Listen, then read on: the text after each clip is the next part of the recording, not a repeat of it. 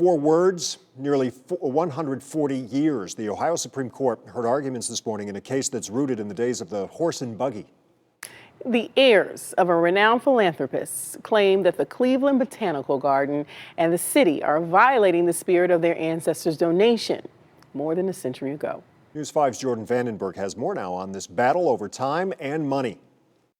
The year was 1882. Industrialist and philanthropist Jephthah Homer Wade, a founder of the Western Union Telegraph, gifted the city of Cleveland 63 acres of land.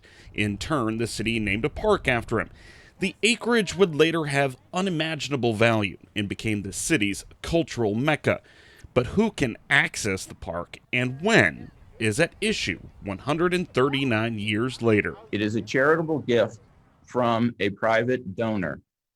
The terms of that donation have to be construed strictly. This was never intended to be a free-for-all.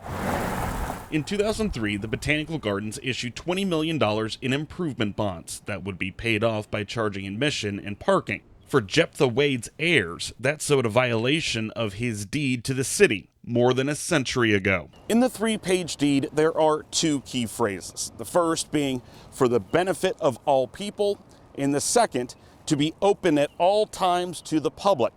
As for what those phrases actually mean, well, it depends on who you ask. Citizens who own the property are being charged admission to enter their property for the benefit of CBG. It does not require, as the 8th District appropriately recognized, that there be 24/7 absolute access to every square inch of Wade Park. Wade's heirs contend the Botanical Garden and the city have violated the terms of the deed by being open just 25% of any given week and by charging an admission and parking fee for people attending the gardens.